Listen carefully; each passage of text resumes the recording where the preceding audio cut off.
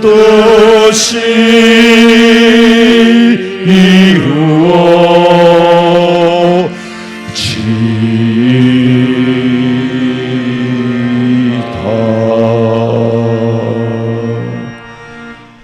내 영혼아, 네가 어찌하여 낙심하며 어찌하여 내 속에서 불안해하는가? 너는 하나님께 소망을 두라. 그가 나타나 도우심으로 말미암아 내 하나님을 여전히 찬송하리로다. 살아계신 하나님, 온여기 전 세계를 휩쓸고 사람들을 불안하게 하지만은 여전히 하나님 앞에 나와 예배할 수 있는 은혜 주신 것을 감사하오며, 이 온역으로 인하여 성도들이 이 시간 가정에서 예배를 잃지 않기 위하여 하나님 앞에 경건한 마음으로 드리는 예배를 받아 연락하시고, 어느 곳에 있든지 임마누엘의 하나님께서 함께하여 주시며 예배를 받아 연락해 주시옵소서. 다시 오실 예수님의 이름으로 기도하옵나이다. 아멘. 전능하사 천지를 만드신 하나님 아버지를 내가 믿사오며 그 외아들 우리 주 예수 그리스도를 믿사오니, 이는 성령으로 잉태하사 동정녀 마리아에게 나시고 본디오 빌라도에게 고난을 받으사 십자가에 못 박혀 죽으시고 장사한 지 사흘 만에 죽은 자 가운데서 다시 살아나시며 하늘에 오르사 전능하신 하나님 우편에 앉아 계시다가 저리로서 산자와 죽은 자를 심판하려 오시리라. 성령을 믿사오며 거룩한 공회와 성도가 서로 교통하는 것과 죄를 사하여 주시는 것과 몸이 다시 사는 것과 영원히 사는 것을 믿사옵나이다. 아멘.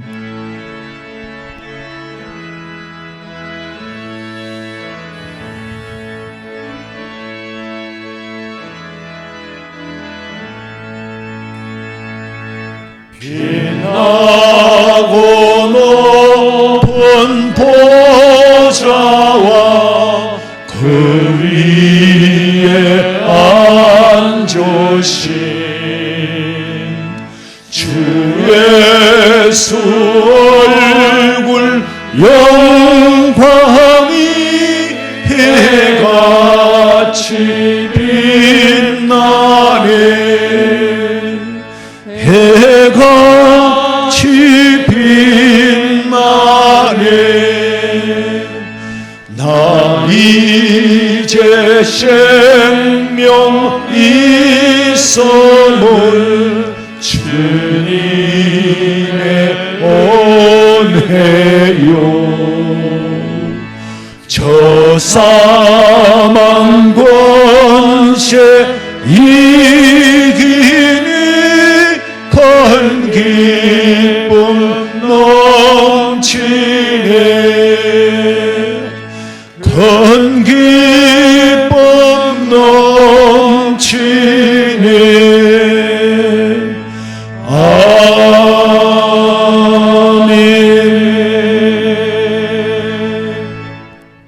하나님이여, 주의 판단력을 왕에게 주시고 주의 공의를 왕의 아들에게 주소서.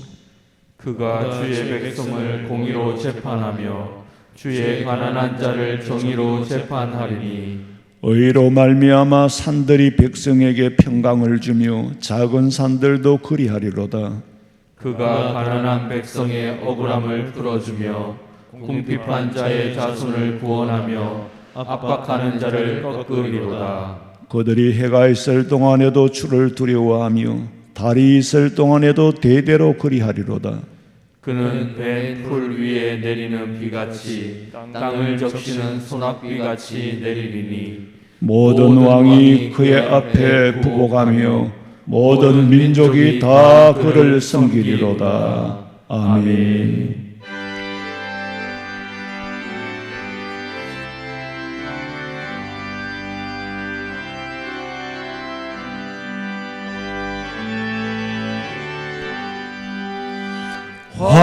환난과 비박 중에도 성도는 신앙 지켰네. 이 신앙 생각할 때에 기쁨이 충만하도다. 성도의 신앙 따라서 죽도록 충성하겠네. 옥중에 매인 성도나 양심은 자유 얻었네.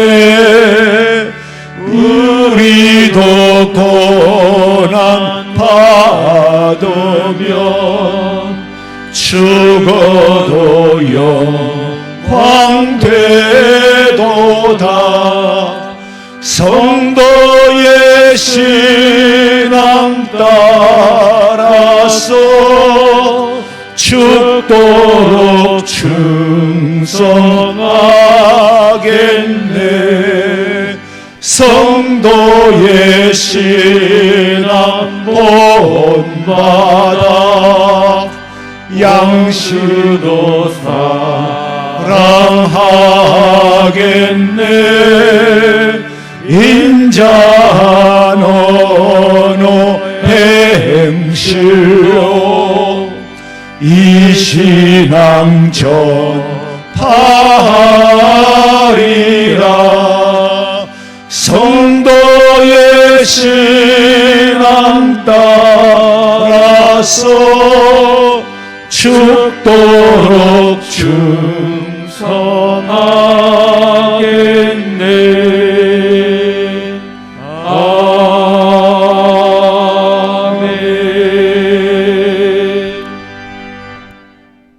전능하시고 은혜로우신 하나님 아버지, 이 시간 예배할 수 있음에 참으로 감사와 찬양을 올려드립니다.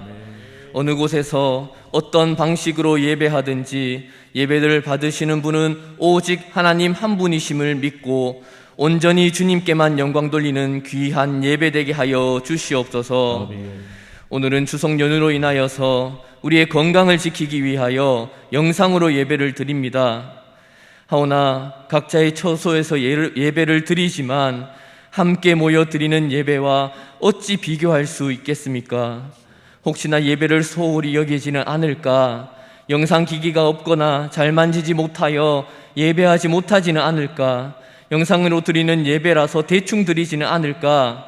TV만 틀어놓고 딴 생각하지는 않을까? 혹여나 신앙이 떨어져 이렇게 예배하는 것도 괜찮다고 생각하지는 않을까? 너무나 걱정이 됩니다. 우리 교회 성도들은 모두 한 마음으로 함께 모여 예배함을 사모하고 지금 이 상황에 마음 아파하며 지금 기도하는 이 시간 통 안에 눈물을 흘리며 한 마음으로 기도하게 하여 주시옵소서. 보라, 형제가 연합하여 동거함이 어찌 그리 선하고 아름다운고 거기서 여호와께서 복을 명령하셨나니 곧 영생이로다. 우리가 연합하여 동거하는 이곳에 여호와께서 복을 명령하셨사오니 영원한 하나님 나라를 사모하고 함께 모여 예배함을 기뻐하고 다음 주일 사모함으로 함께 모여 예배할 때에 우리를 죄에서 구원해 주신, 사망에서 생명으로 옮겨주신 예수 그리스도의 승리함을 기뻐하며 찬양하는 귀한 주일 되게 하여 주시옵소서. 2021년도의 3분의 2도 훌쩍 지나 벌써 가을입니다. 흘려가는 시간 속에서 빨리 일상이 회복되게 하여 주시옵소서. 교회와 나라가 안정을 찾게 하여 주시고 불안하게 눈치 보며 모이지 않는 그날이 속히 오게 하여 주시옵소서. 예수님 다시 오실 그날까지 있을 환난과 어려움 가운데 우리 성도들 한 사람 한 사람의 안전을 지켜주시고 세상의 유혹 가운데 신앙 지키고 경건한 삶으로 이 종말의 때를 살아가게 하여 주시옵소서. 말씀 전하시는 목사님 주님께서 붙들어 주시옵소서. 코로나의 상황 가운데 교회의 방향을 결정하시고 이끌어 나가기에 많은 어려움이 있습니다. 기도하며 고민하는 목사님의 건강을 지켜주시고 어떤 결정을 하든지 하나님의 마음에 합한 일이 되도록 은혜 내려주셔서 위에서 기도하는 모든 성도의 기도를 들으셔서 우리 목사님 주님께서 강건케 하여 주시옵소서. 오늘 전해지는 말씀 가운데 능력 있게 하여 주시고 권능의 하나님의 말씀으로 듣고 깨달아 이 세상 가운데 살아갈 수 있는 힘 얻게 하여 주시옵소서. 오늘 주일 예배를 통하여 어제보다 더 큰 믿음 가지고 신실하게 살아가는 성도들이 되게 하여 주시고 주어진 일상을 허투루 쓰지 않게 하시고 하나님의 선하신 일들을 기억하여 찬양하는 한 주간의 삶이 되게 하여 주시옵소서. 온전히 주님만 의지하며 주님께만 모든 영광 올려드리옵고 다시 오실 예수 그리스도의 이름으로 기도하옵나이다. 아멘.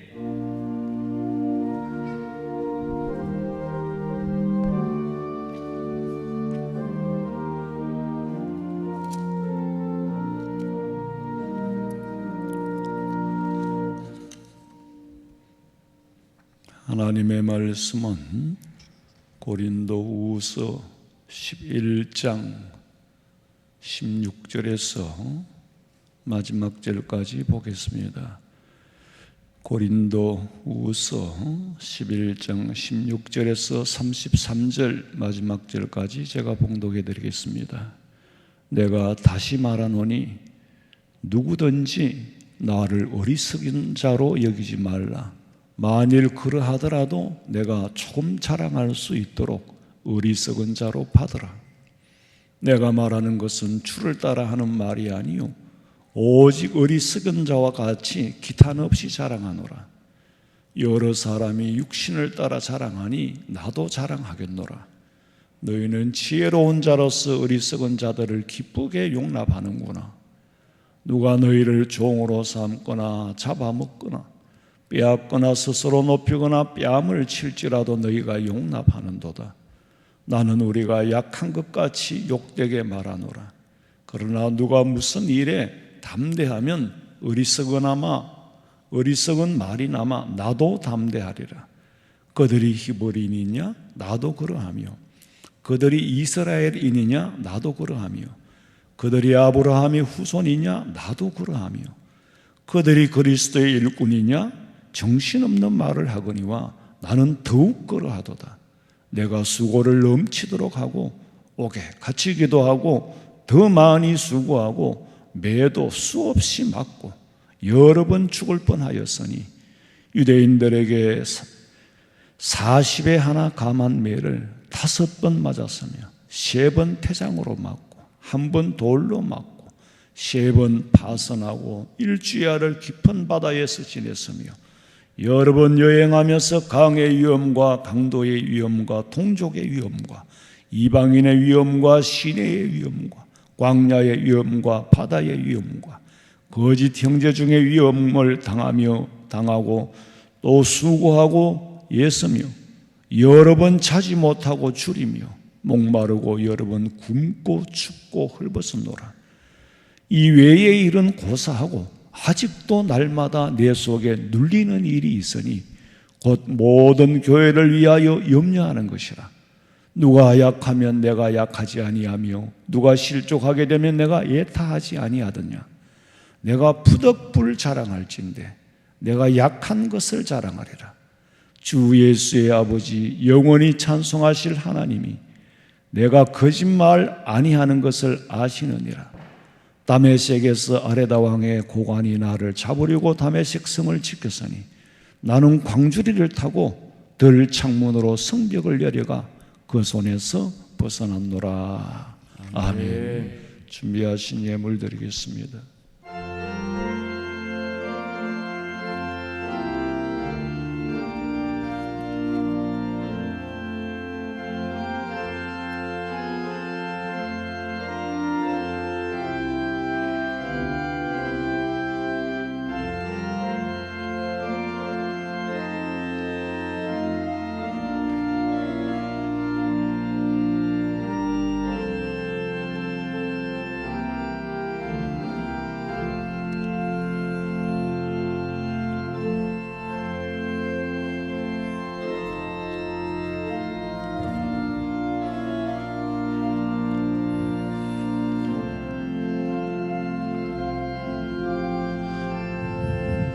기도드리겠습니다.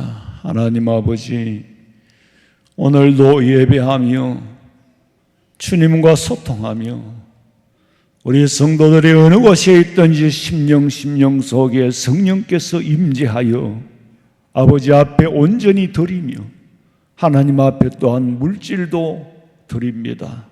받아 연락해 주시고 마음과 정성을 아버지께서 헤아리시고 예물 드리는 그 가정에 그 현장에서 복을 받아 물질로 인하여 가난이나 궁핍함을 당하지 않게 하시고 하나님께서 일용할 양식 주심을 날마다 체험하며 물질의 복 주신 것을 체험하며 구원의 소중함을 더욱더 깊이 깨달아 알며 감사하는 예배가 되기를 원하옵고 드릴 수 있는 믿음 주시어서 감사하오며 다시 오실 예수님의 이름으로 기도하옵나이다. 아멘. 광고 시간입니다. 추석 연휴에 코로나가 확산되고 있습니다. 각별히 유의해 주시기 바랍니다. 교회 자체 자발적 선제 방역에 따른 예배 일정을 소개해 드리겠습니다.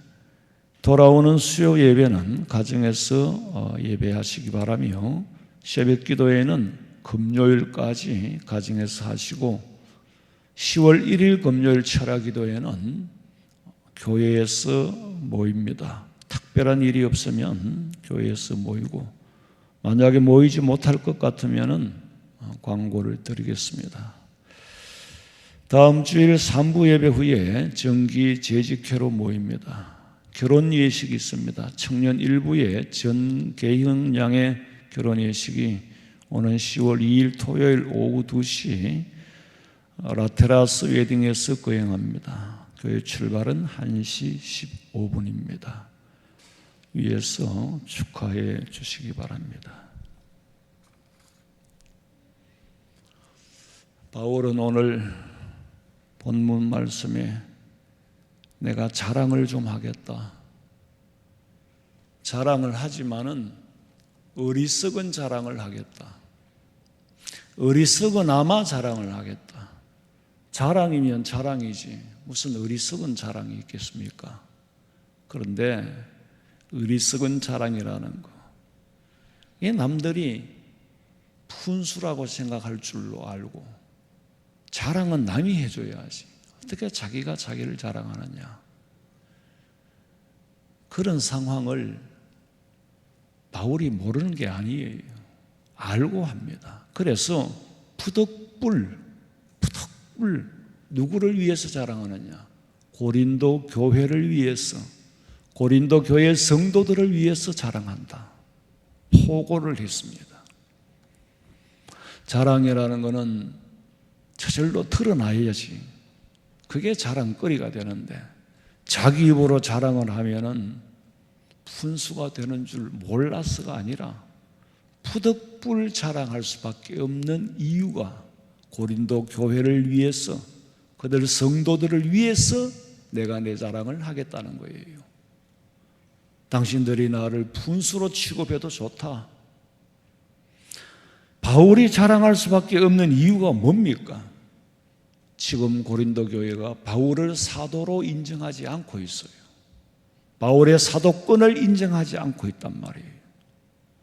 사도권을 인정하든 말든 바울은 자기가 할 일을 하고 복음을 전하면 되겠지만은 사도권을 인정받지 못하고 복음을 전하면 복음의 효과가 나타나지 않습니다. 그래서 푸득불 니들이 원하는, 니들이 요구하는, 정말 자격을 갖추었는지 못 갖추었는지 내가 내 자신을 밝히겠다. 이것이 내 자랑이라는 거예요. 바울은 사도권을 인정받고 성도들이 은혜를 받도록 하는 것이 바울에게 책임이에요. 예를 들어서 당신들이 은혜를 받든 말든 사도권을 인정하든 말든 난 모르겠고 그냥 개는 짖어도 기차는 달려간다. 그렇게 하는 건 바울에게 무책임한 일이에요. 그래서 내 사도권을 인정해 달라. 그리고 사도로서 복음을 전할 때에 은혜를 받으라는 거예요. 만약에 고린도 교회 성도들이 바울의 사도권을 인정하지 않으면 어떤 일이 생길까요? 바울이 전한 복음의 권위가 떨어지게 되고 복음의 권위가 무너지면은 결국에는 손해보는 사람은 복음을 듣고 은혜 받지 못하는 그 사람이 손해를 보는 거예요. 그리고 고린도 교회가 손해를 봅니다. 어느 교회든지 말씀 전하는 목사님의 권위가 무너지면은 성도들이 은혜를 못 받아요. 받을 수가 없지요. 그러면 결국에는 은혜 받지 못하는 성도들이 손해를 보고 그 믿음이 피폐해지고 삶이 피폐해지는 겁니다. 복음 전하는 사람이 손해를 보는 게 아니에요. 복음 전하는 사람이 손해를 보는 일이 아니라고 해서 혼자 듣거나 말거나 그렇게 하는 것은 무책임한 일이에요. 오해가 있으면 풀어야 되고 마음밭에 잡초가 있으면 뽑아줘야 돼요. 그래야 농부가 제대로 농사를 짓는 게 되는 겁니다. 옛날에 우리 아이가 중학교를 다닐 때에 학교 갔다 와서 한 번은 이런 말을 해요. 아빠, 윤리 선생님이 허파가 뒤집어진다고 얘기하더라. 윤리 선생님이 허파가 뒤집어진다는 그런 말씀만 하시면 됩니까? 그래서 내가 그랬어요. 내 생각에는 그 순한 윤리 선생님이 허파가 뒤집어질 때는 오죽했겠느냐. 허파를 뒤집어 놓은 사람은 니들이지 선생님이 아니다. 학생은 선생님 허파 뒤집어 놓아도 되고 선생님은 허파 뒤집어진다는 말은 하면 안 되고 니들이 얼마나 수업에 열중하지 않았으면은 윤리 선생님의 허파가 뒤집어졌겠느냐. 그 선생님의 권위를 인정하지 않으면 그 선생님에게 배우고 싶은 마음도 없고 그 선생님의 수업이 굉장히 지루할 거고 굉장히 불행해집니다. 선생님을 존경하는 마음이 없으면 누가 손해보느냐? 학생이 손해를 봐요. 저 선생님한테 배울 게 없다는 거죠. 제 입장에서는 우리 아이가 손해를 봐요. 한 번은 숙제를 안 해갔다고 얻어 터졌다고 그러더라고. 잘 얻어 터졌다. 반장이 숙제를 안 해가면 되나? 모범이 되겠느냐? 잘 얻어 터졌다. 아이들 앞에서 선생님을 욕하고 허물하면은 누구를 죽이느냐 하면 내 아이를 죽이는 겁니다. 관심 없으면 때리지도 않아. 관심 없으면 때리지도 않아. 그러니 부모는 선생님의 권위를 세워줘야 돼요. 그럴 때 아이들도 선생님의 권위를 인정하고 그 선생님에게 배울 수 있다 이 말이에요. 어디든지 그래요.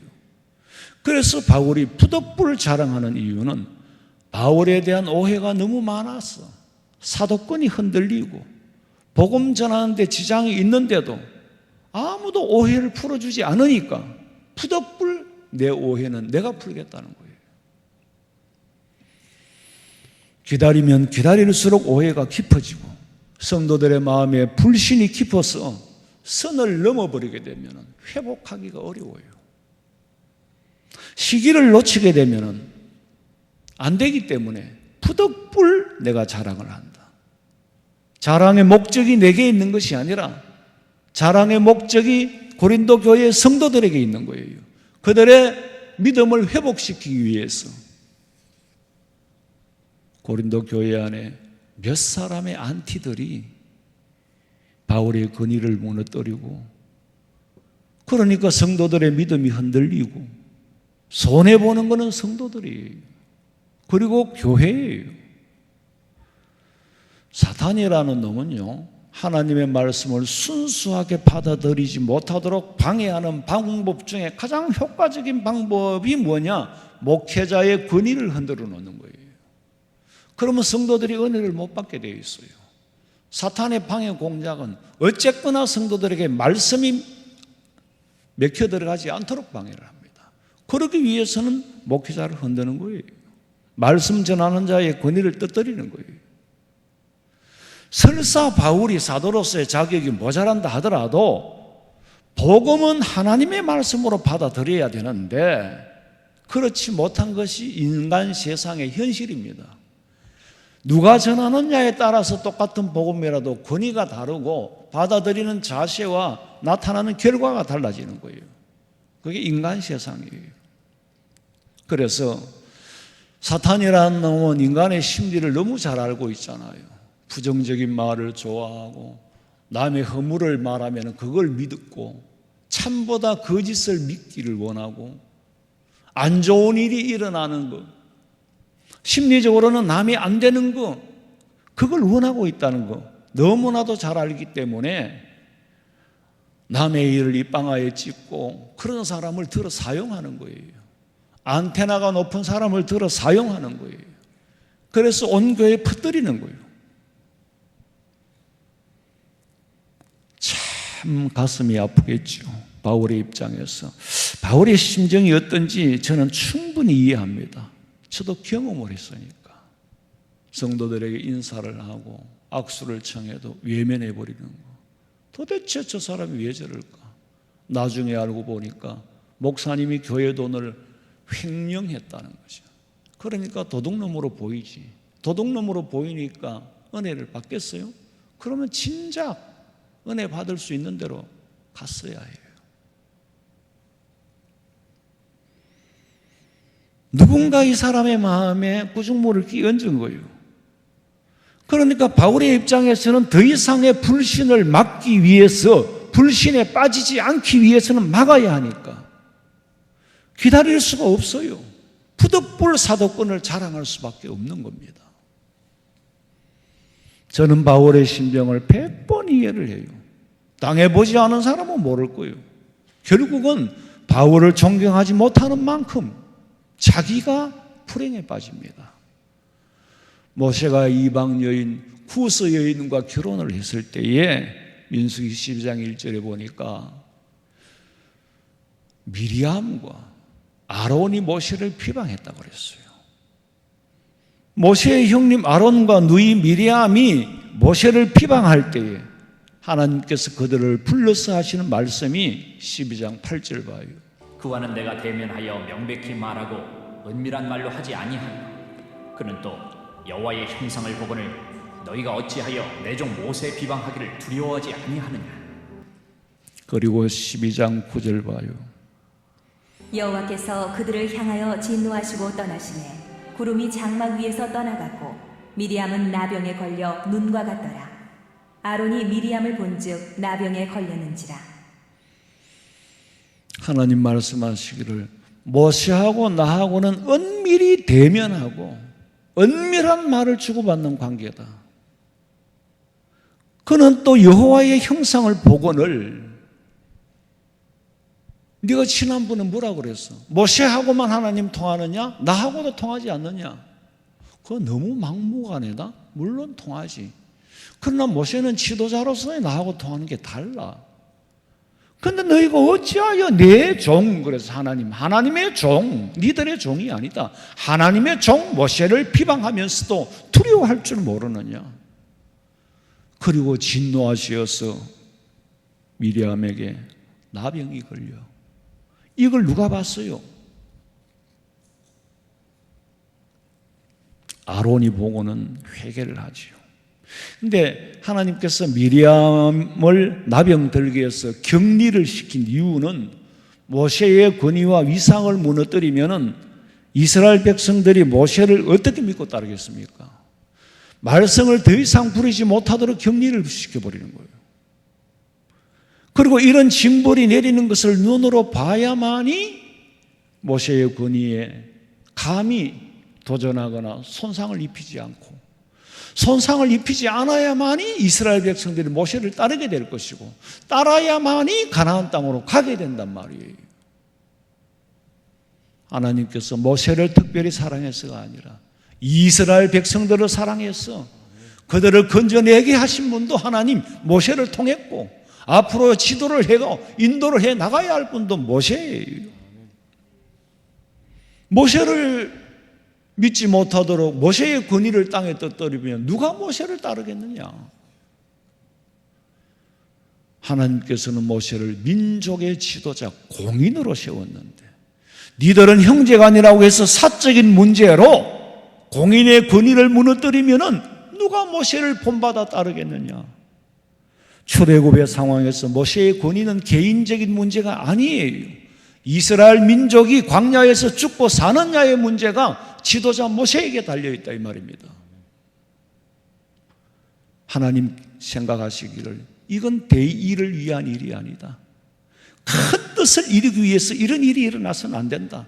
그래서 증거를 보여주기 위해서 미리암에게 나병이 들게 해서 더 이상의 혼란과 분쟁을 중지시키고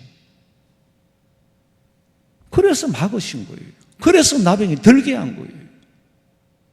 이 일을 보고 아론이 모세에게 뭐라고 말합니까? 11절에 보니까 아론이 이에 모세에게 이 일 때문에 모세에게 하는 말이 슬프도다. 내 주. 여기서 말하는 주는 모세를 말하는 거예요. 동생이지만 인도자니까. 내 주 모세요. 우리가 어리석은 말을, 우리가 어리석은 일을, 우리가 죄를 지었으니 제발 청하건대 그 벌을 우리에게 돌리지 말아달라고 회개를 합니다. 그때 하나님이 나타나서 하시는 말씀이 12장 14절 읽어봐요. 여호와께서 모세에게 이르시되 그의 아버지가 그의 얼굴에 침을 뱉었을지라도 그가 이래 동안 부끄러워하지 않겠느냐? 그런즉 그를 진영 밖에 이래 동안 가두고 그 후에 들어오게 할지니라 하시니 회개를 해도 자숙하는 시간이 필요하고 나병에 걸린 사람을 격리시키는 것은 재발 방지와 확산을 방지하기 위해서 7일 동안 백성에게 멀리 떠나 격리를 시켜버렸어요. 그걸로 끝나는 게 아니라 격리를 시킨 것을 공표를 합니다. 미리암이 나병이 들어 7일을 격리시켰다. 어떻게 공표를 하느냐? 이스라엘의 백성들의 행진을 막아버린 거예요. 더 이상 행진 못하도록 7일간 행진을 못했어. 미리암의 입장에서는 사적으로 그렇게 말을 할 수 있지만은 모세는 지금 사인이 아니라 공인이에요. 공인의 카리스마를 인정시키기 위해서는 부득이하게 이스라엘 백성들의 행진을 중단시켰어. 엄청난 일이지요. 왜 우리가 더 이상 행진을 못하느냐? 미리암 때문이다. 미리암이 나병에 걸렸다. 왜 나병에 걸렸느냐? 모세를 비방했기 때문에 나병에 걸렸다. 모세의 권위를 인정하지 않고는 더 이상 행진을 해도 의미가 없다. 오합지졸이 될 거니까. 광야에서 20명 거느리기도 힘드는데 200만이라는 사람을 거느린다는 것은 권위 없으면 할 수가 없어요. 조직이 없으면 할 수 없는 일이에요.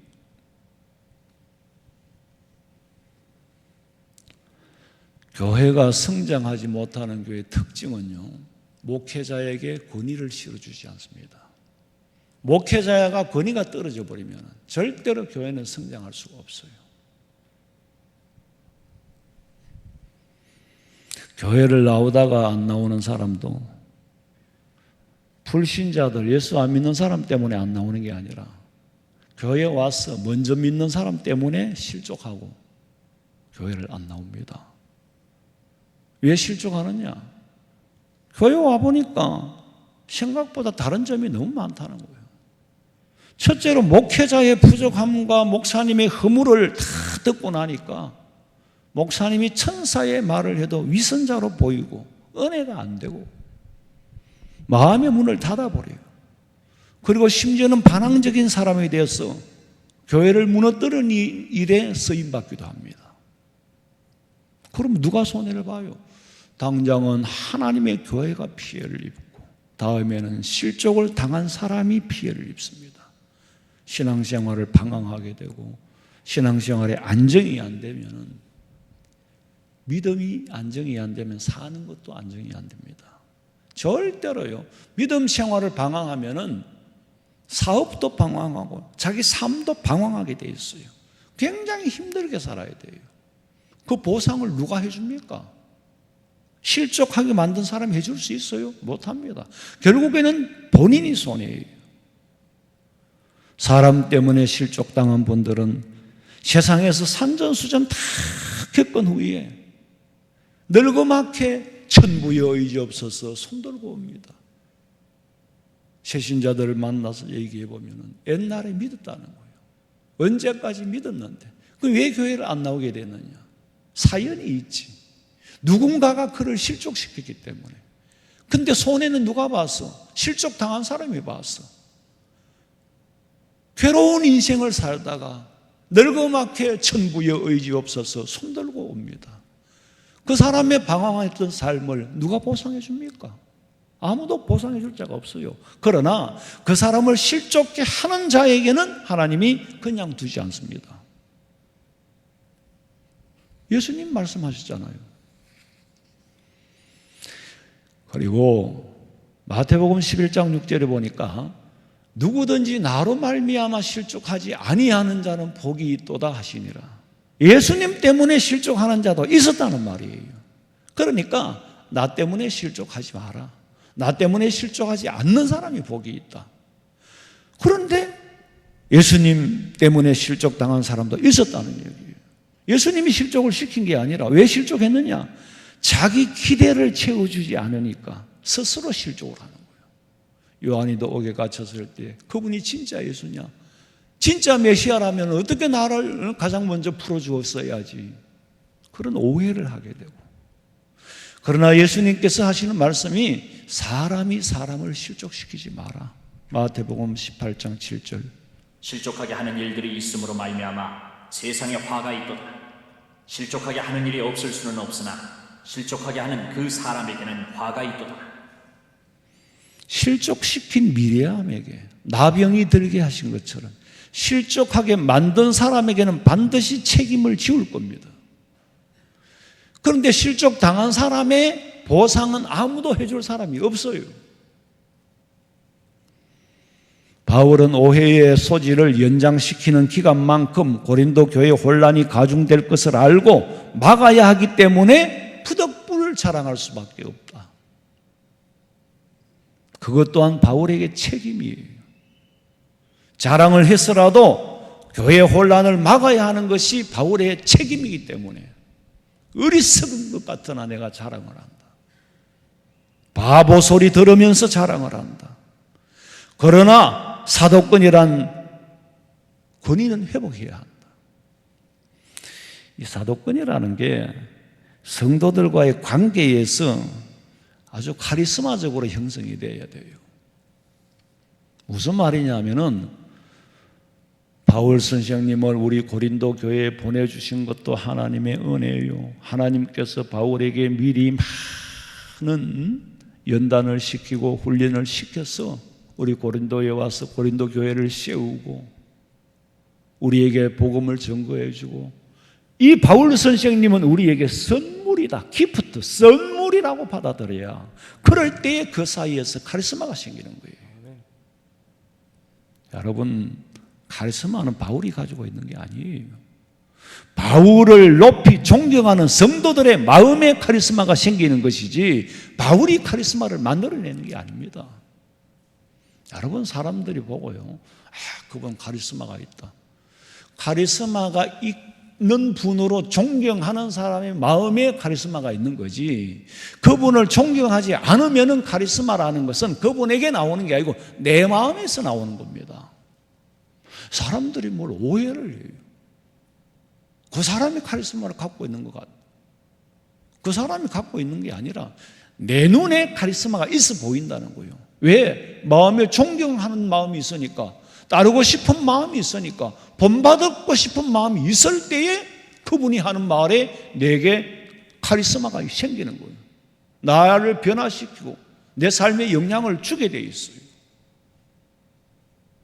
무섭게 보이는 게 카리스마예요? 그건 카리스마가 아니죠. 하나님께서 우리를 양육하기 위하여 특별히 특별히 많은 훈련과 연단을 시켜서 바울을 우리에게 선물로 보내주셨을 때, 그렇게 선물로 받을 때에 성도와 바울과의 관계에서 카리스마가 형성이 되면 바울이 복음을 전할 때 힘이 생기고 생기가 솟아나고 생명의 말씀을 들은 성도들은 삶이 건강해지고 삶이 행복해지고 삶이 튼튼해지는 줄로 믿으시기 바랍니다. 목사와 성도의 관계에 있어서 카리스마적 관계로 이루어지면 신앙생활이 즐겁고 기쁨이 넘치고 교회가 오고 싶어지고 은혜를 받는데, 목사님과 성도들과의 관계가 깨어지면 교회에 나오는 게 괴로워요. 신앙생활은 희청거릴 수밖에 없어요. 말씀이 귀에 안 들어옵니다. 영적으로 방황해야 돼요. 얼마나 불행한 사람이 됩니까? 예배당에는 그냥 다니는 사람이지, 교회에 오는 게 아니라 예배당에 다니는 사람이 되어버려요. 참 안타깝지요. 개인이든지 교회든지 시험은 밖에서 오는 게 아니라 교회 안에서 일어나요. 믿는 사람으로 통하여 시작되고 교회 안에서 시작됩니다. 얼토당치도 않은 소문을 퍼뜨려서 바울이 사도권이 있다, 자격이 있느니 없느니, 성도들이 뭘 가지고 기준을 삼고 사도권을 감히 논합니까? 그리고 불신을 조장하여서 시험에 들게 하고, 그러니까 오늘 11장 30절에 내가 푸덕불 자랑할진대, 푸덕불 자랑할진대, 뭘 자랑해요? 내가 약한 것을 자랑하리라. 아니, 자랑은 강한 걸 해야 되지 왜 약한 걸 합니까? 바울의 입장에서는 참 이게 자랑이라고 할 수 없는 거라는 거지. 바울의 입장에서는 왜 자랑거리라고 할 수 없느냐 하면, 하나님이 보실 때에 내가 갖춘 스펙, 내가 갖춘 자격은 정말로 약한 것이다. 그래서 일찍이 배설물과 같이 분토와 같이 버려버렸다.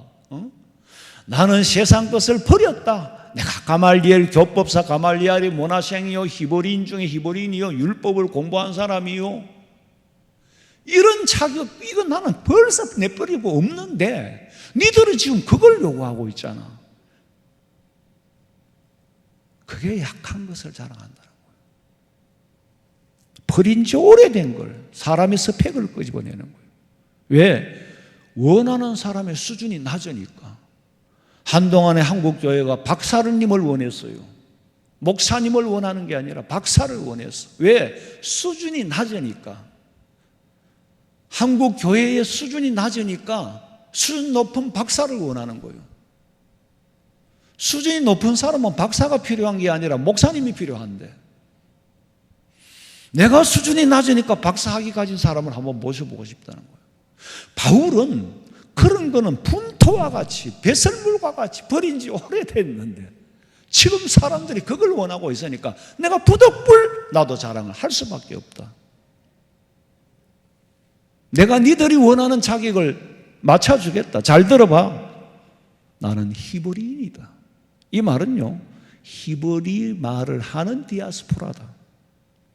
히브리인의 자격이라는 건 혈통에 있는 게 아니에요. 혈통은 히브리 사람이지만 말과 문화가 다르면은 히브리인으로 취급해 주지 않기 때문에 바울이 하는 말은 나는 히브리 말을 하는 히브리인이다. 됐나? 그리고 나는 히브리 문화와 히브리 종교의 정통한 율법, 교법사 가말리엘의 문화생이다. 나보다 학력이 높은 사람 나와봐. 그리고 나는 이스라엘 사람이다. 나는 하나님 앞에 선택받은 사람이라는 말이에요. 나는 확실하게 택함받은 백성이요, 나는 아브라함의 씨라는 말을 하는데 이 말은 순종을 나는 하는 사람이다. 근데 이방 사람으로서 할례받고 개종한 사람도 이스라엘 사람이 됩니다. 지금도 이스라엘에 가면은 자칭 히브리인들이 많아요. 에티오피아에 유대인도 있어요. 이 사람들이 누구냐? 시바의 여왕이 솔로몬에게 지혜 한 수를 배우기 위해서 은검보화를 싣고 왔어. 그리고 솔로몬에게 지혜를 한 수 배웠어. 그 사이에 아기가 태어난 거예요. 그 사이에서 태어난 아기가 에티오피아에 가서 초대 황제가 되었어요. 그러니까 당연히 에티오피아 사람 중에도 솔로몬의 피가 흐르는 사람, 그걸 보고 우리는 에티오피아 유대인이라고 그래요. 솔로몬의 피를 받았으니까. 흑인들이 키파를 쓰고 자칭 유대인이라고 말을 합니다. 러시아 유대인도 있어요. 서바가 러시아잖아요. 서바가 망하고 그 다음에 랍비들이 유대인 정서를 해주어서 유대인처럼 행세하는 사람도 있고, 그리고 드루드족이라고요. 갈멜살 주변에 사는 사람들인데, 이 사람들은 아랍 사람처럼 생겼는데 절대로 본인은 아랍 사람이 아니라고 해요. 우리는 아랍 사람 아니라는 거예요. 그래서 이스라엘 시민권을 딴 사람도 있어요. 그러면서 바울은 하는 말이, 나는 니들과 같이 그런 사쿠라 히브리인이 아니다. 사쿠라 유대인이 아니다. 나는 순종 아브라함이시다. 순종 이스라엘 백성이다. 23절, 그들이 그리스도인의 일꾼이냐? 웃기지 마라. 정신없는 소리 하지 마라. 니들이 일꾼이라면 나는 더더욱 일꾼이다. 바울의 사도권을 고린도 교인들에게 확고하게 심어주고자 하는 말이에요. 누가 내 앞에 학력을 자랑하고, 누가 내 앞에 혈통을 자랑하고, 누가 내 앞에 히브리인의 문화를 자랑하고, 히브리인의 말을 자랑하고, 히브리인이라고 내놓을 자격이 있는 사람, 그리고 나는 예수님을 만난 사람이다.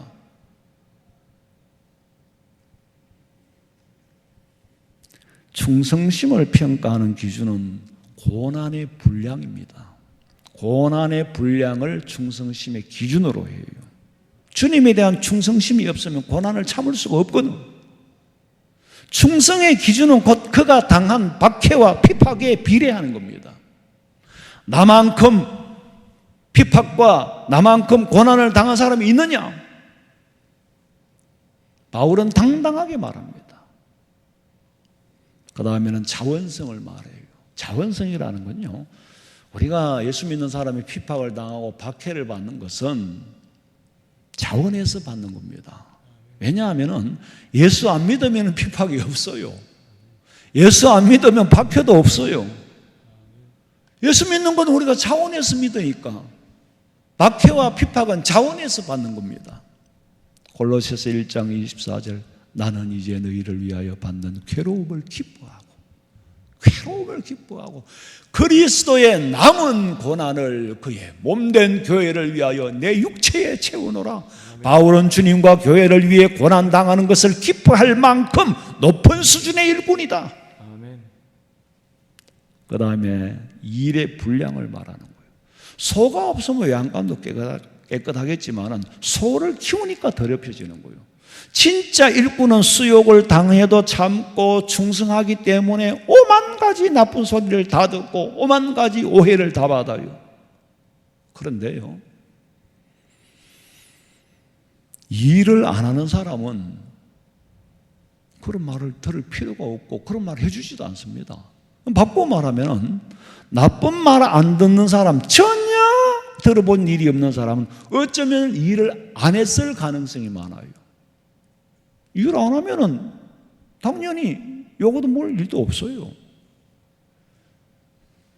일을 하면은요, 교회 일을 숨어서 해도 사탄은 나쁜 말을 하고 남 몰래 도운 것이 남 몰래 나쁜 짓 한 사람으로 만들어 명예의 흠집을 내기도 합니다.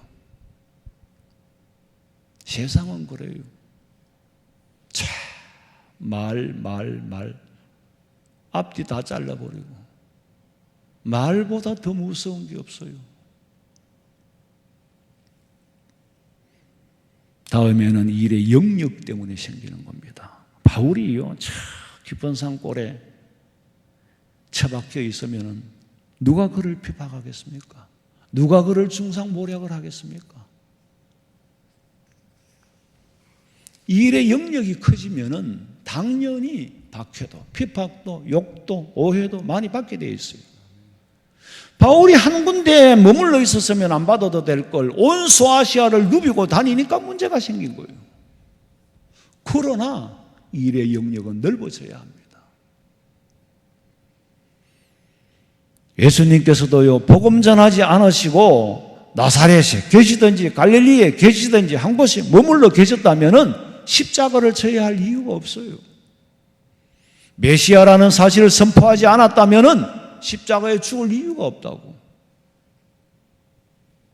그러나 주님이 하나님의 명령, 하나님의 뜻을 이루기 위해 흘린 핏방울은 우리에게는 구원이 되고, 구원받은 우리가 하나님의 일하다가 흘린 눈물은 진주가 되는 줄로 믿으시기 바랍니다.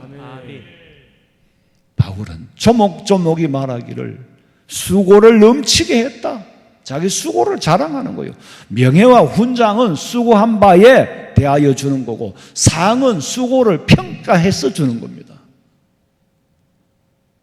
예수님 때문에 나보다 태형을 많이 맞은 사람이 있느냐? 옛말에 매 앞에 장사가 없다 할 만큼 매를 맞는 것은 고통스럽습니다. 신명기 25장 1절 2절 읽어보세요. 악인에게 태형이 합당하면 재판장은 그를 엎드리게 하고 그 앞에서 그의 죄에 따라 수를 맞추어 때리게 하라. 40가지는 때리려니와 그것을 넘기지는 못할지니 만일 그것을 넘겨 매를 지나치게 때리면 내가 내 형제를 정히 여기는 것이 될까 하노라. 바울은요 40에 하나 감한 매를 5번 맞았다고 그랬죠. 그 40에 하나를 감하고 하나를 빼면 39대가 돼요. 39대가 된 이유를 잘 아시잖아요. 만약에 이걸 때리면서 대수를 잘못 헤아려 가지고 40대를 넘기게 되면은 나머지는 때린 사람이 책임을 져야 돼요. 그러니까 40이 안 되도록 여유를 두고 한 대를 빼고 때리는 거예요.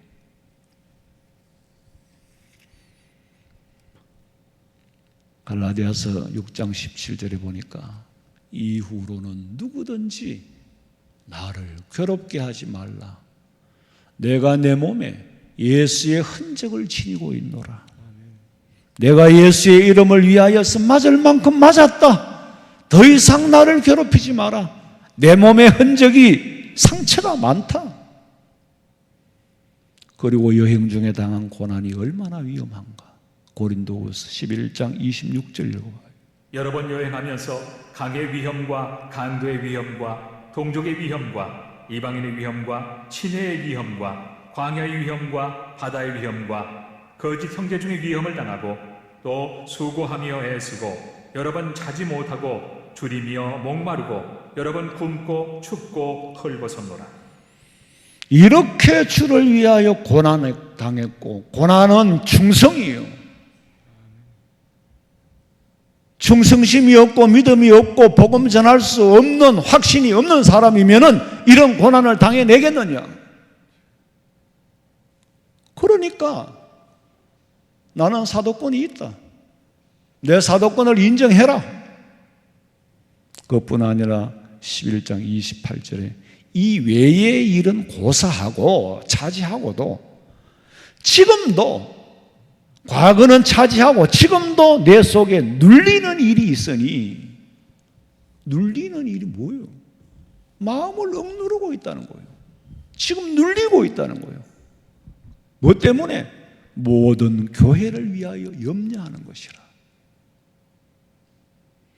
바울의 마음을 누르는 것은 성도들 때문에, 고린도 교인 때문에 항상 이 마음이 눌림에서 벗어날 수가 없다. 이 눌림을 목회자로서 체험해 보지 못한 사람이라면 이해할 수 없는 말입니다. 성도들 걱정하는 마음이 늘 바울의 마음을 누르고 늘 목회자의 마음을 누르고 있어요. 이 말을 공감하지 못한다면 목회자가 아닐 가능성이 많아. 29절에 누가 약하면 내가 약하지 아니하냐. 누가 약하면 내가 약하지 아니하냐. 약하지 아니하며라는 말이 우리가 이게 번역을 제대로 해. 내가 그렇지 않더냐. 누가 실족하게 될 때에 내가 애타하지 않더냐.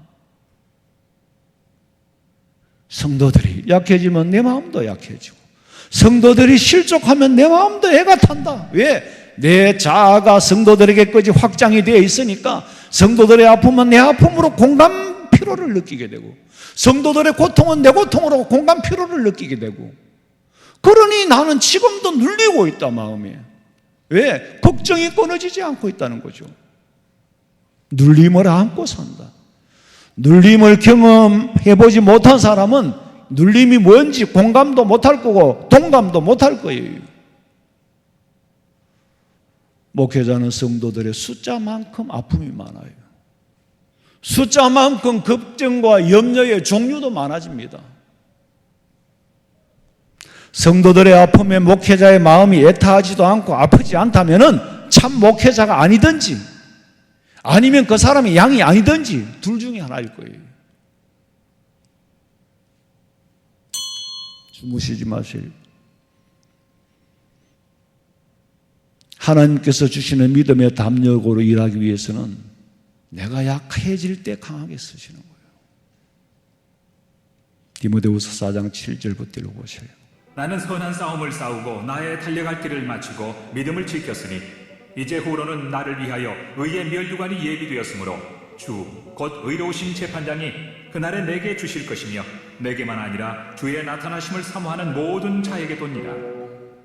우리는요, 남이 어리석다고 해도 자랑거리가 있어야 되고, 약하다고 해도 약한 사실은 자랑거리가 안 되지만 나는 벌써 명품 가방을 버렸어. 그런데도 네가 명품 가방을 입느냐? 나는 명품 가방에도 가치를 안 둬. 그런데 현실은 명품 가방이 하나 있느냐? 물을 때 나도 있었어. 벌써 버렸어. 그거는. 아직도 명품 가방에 목을 매는 사람은 수준이 낮은 사람이야. 뭔가는 굶주리기 때문에, 뭔가는 부족함이 때문에, 그것 때문에 명품을 가지고 자기 위상을 채우려고 하고 자기 욕망을, 자기 자신을 허세를 부리려고 하는 거지. 내 속이 꽉 차 있고 머리가 꽉 차 있으면은 무슨 옷을 입은들 내가 속이 떳떳한데. 바울은 왜 다 버렸느냐? 예수님을 내 마음에 모시고 보니까 다른 건 부질없는 것이요, 배설물과 같다는 거예요. 그걸 니들이 아직도 요구하고 있으니 그럼 내가 내보이겠다. 어리석은 아마 자랑하겠고 부득불 자랑하겠고 나의 연약함을 자랑하겠다. 우리 성도들은 바울과 같이 어리석음을 당하며 수욕을 당해도 믿음 지키기 위해서 진정한 성도들이 되어야 합니다. 바울이 기다리던 면류관이 내게도 해당되었어. 장차 바울은 면류관을 보고 뛰어간다 그랬어. 나의 달려갈 길을 다 달려와서 이제 후로는 나를 위하여 면류관이 예비되었을 것인데, 이 면류관, 그 면류관은 나를 위해서만이 아니라 주를 믿는 모든 사람을 위해서도 준비되어 있다. 우리 성도들은 하나님이 준비한 면류관 받아서기 위해서 수욕도 참고 핍박도 참고 박해도 참고 어리석고 그러나 부득이 자랑할 수밖에 없는 자랑거리도, 그 자랑거리는 내가 만드는 것이 아니라 하나님 채워주십니다. 내가 니들보다 못해서 이렇게 하고 있는 줄 아느냐? 내가 내 자랑거리를 만들려면 인간의 탐욕을 부리고 욕심을 부려야 하지만 내가 하나님을 자랑하면 하나님께서 내게 필요한 모든 것을 때를 따라 공급해 주시는 그 은혜를 사모하고 면류관 받아 서시기를 주님의 이름으로 축원합니다. 아멘. 자비로우신 아버지 하나님, 어리석으나마 분수라는 소리를 들으면서까지 푸득불 자랑할 수밖에 없었던 것은 바울 자신을 위해서가 아니라 고린도 교회를 위해서였고, 미리암에게 문둥병이 들게 하신 것은 모세를 위해서가 아니라 이스라엘 백성들을 위해서였던 것처럼 우리는 공과 사를 구분하면서 바울의 사도권을 인정하고서야 비로소 은혜 받고 교회가 안정이 된 것처럼 우리 한국 교회가 목회자들이 권위가 쓸 수 있도록 또 스스로를 잘 지도하고 자기 자신을 잘 관리할 수 있도록 진실로 하나님 보시기에 참된 종이 되어서 항상 마음의 눌림을 가지고 양이 아플 때 내 마음이 아프고 양이 괴로울 때 나도 괴로워지는 성도들과 목회자 관계에서 진정한 카리스마가 일어날 수 있기를 원하옵고 성령께서 함께하여 주시옵소서. 다시 오실 예수님의 이름으로 기도하옵나이다. 아멘.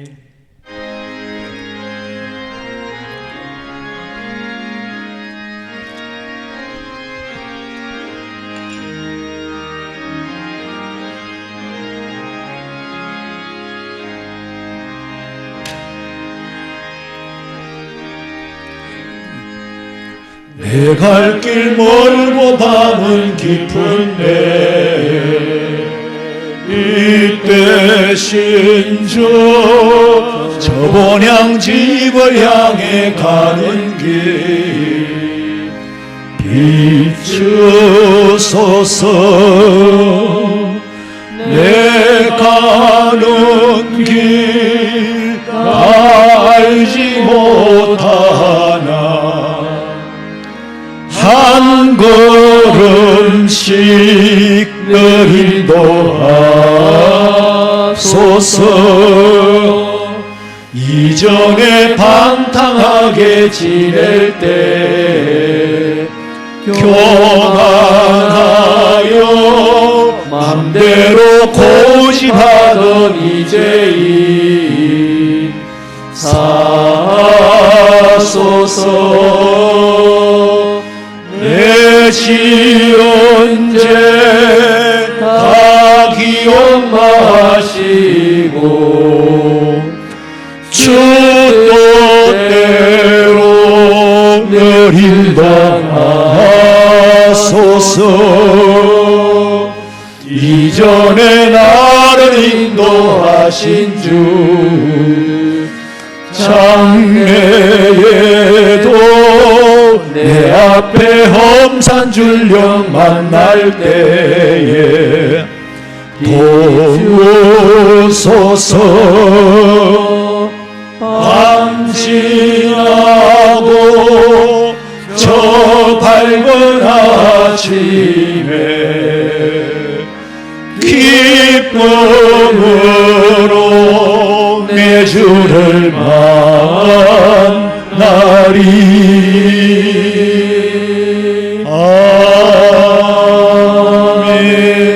아멘. 지금은 우리 주 예수 그리스도의 은혜와 하나님 우리 아버지의 그 놀라우신 사랑과 성령의 위로하심과 교통하심이 바울과 같이 어리석어나마 자랑할 수 있는 아무도 모르는 진정한 충성과 박해와 고난을 감내하기를 소망하는 우리 성도들의 머리 위에 가정과 직장과 사업장과 자녀들의 앞길과 마음에 서운하는 그 모든 일들 위에 지금으로부터 영원토록 함께 있을지어다. 아멘. 아버지